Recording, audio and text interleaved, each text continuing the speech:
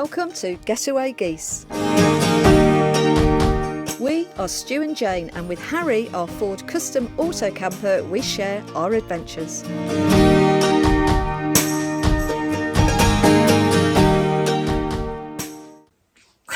I'm smiling. Welcome back to the next Q&As. Yep, I don't know what number this is, but we're going through. We'll take sort of 3 questions on this, so categorise them all. So thank you for that. If you've got any others you can think of, you want to put them in the comments, and we'll keep on answering them. So this is a van-related question. It came from Andy Stentiford off YouTube. Hope I've pronounced your surname right, Andy.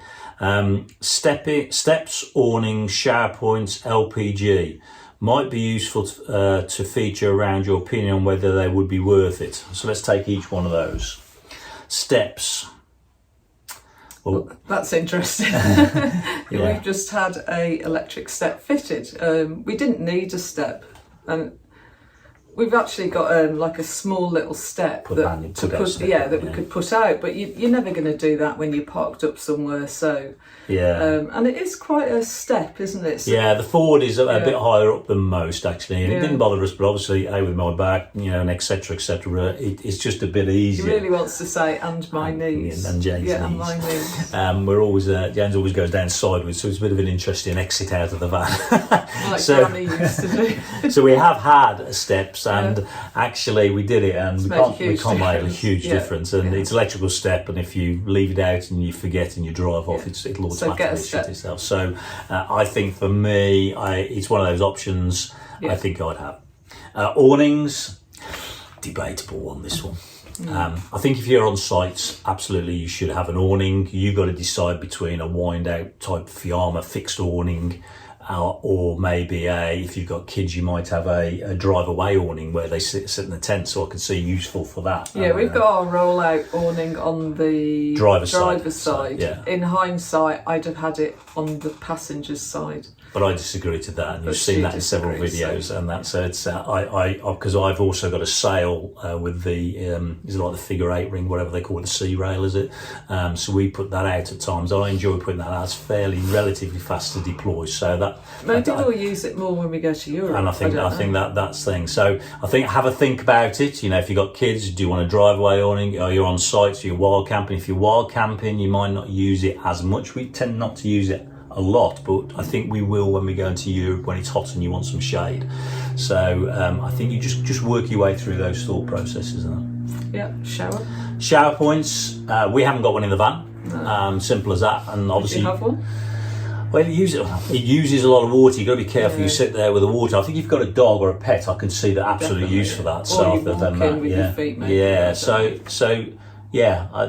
think it's got its uses. Obviously, washing hair, we've got a USB. There's other ways to do it. We've just got a USB portable shower, although we're still playing around with that whole approach, to be perfectly honest. Go on. I was going to say, we'd like to get to a point where we can just be totally self-sufficient. So we're looking at a new shower, aren't we? Yeah, maybe. So we're just still playing with the idea. But again, it's an option to have it physically fitted. You've got to think about water usage because you'll be topping up water more. We only hold 40 litres. 40 litres, so we try to, because we wild camper, we try to be as conservative as we can with water. So again, you pay your money, takes your price on that. We're quite happy to wash our hair in other ways and that, and go to places, etc.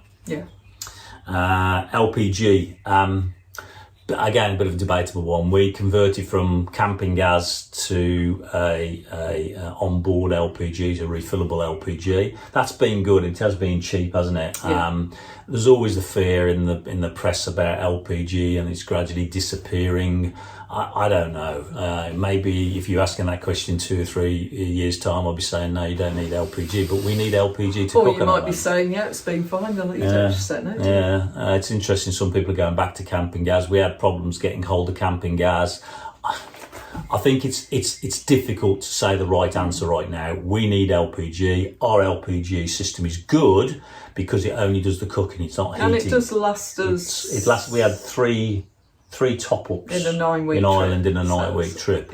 So that wasn't too bad. And if we ran out, we'd find other ways to eat. Stu's got about 3 onboard cooking Yeah, well, I've now just got that blue, the higher capacity bluetti that I did a review on. 2 meals yeah, so we can now cook, which is using a small cook pot that Wisdom in the Wild had. So we've actually bought that, and that's been quite useful. So we've got options on that. Okay, so that's that one. Let's go on to a one from. Let's do personal. These are always interesting. Do you have? Oh, this is an easy one. Do you have other transport other than Harry? We do. We have a Mini. But when we first got Harry and we knew we were going to be retiring, our first thought was we'll just get rid of the Mini and our van. That Harry would be our main form of transport. But it's just, we lost so much money on the Mini. We bought it from new. It's the first car we've ever bought from new, and it was such a big mistake. We knew better. I don't know why we did it, but anyway. So yes, we have. Yeah, so we have. The bottom line is yes, we have, and I think also he does more miles to the gallon than Harry. So we've been doing lots more trips at the moment. So there may come a time when we'll do it though. I don't know. Maybe it's been so convenient having a small car just running around. But we don't do any more as many miles as we used to be perfectly nowhere near because the business miles aren't being done. No. So. Right, and let's take a last more question. We'll take one from. Here's another personal one. You appear to be at home in the hippie lifestyle. First time we call it hippie. What were you like, and what were you doing when you were both in your 20s? God, I don't remember that far back. Jane, where were you in your 20s? Well, you weren't here. No. Well, I was. You were here, but I was on the planet, but I just. I was in Australia when I was in my 20s, so. Jane went. I lived in Perth for 10 years. 9 years, 10 years, and that's where Jane was. So that's where I was, and I like to think that Harry, because I'd always wanted to go backpacking. And I said to you, didn't I, maybe when we retire we can go off backpacking. But of course, Harry is our backpack.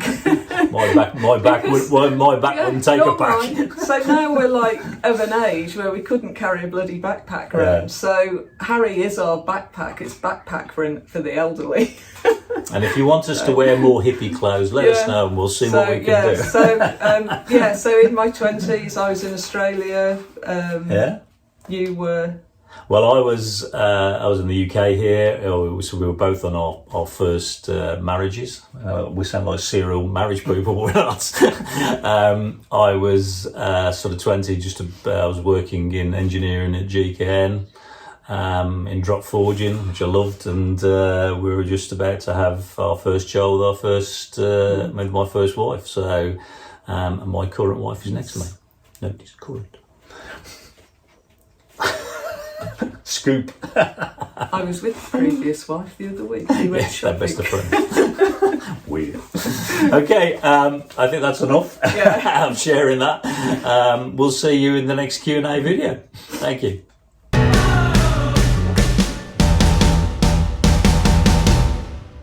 You are ready for a different kind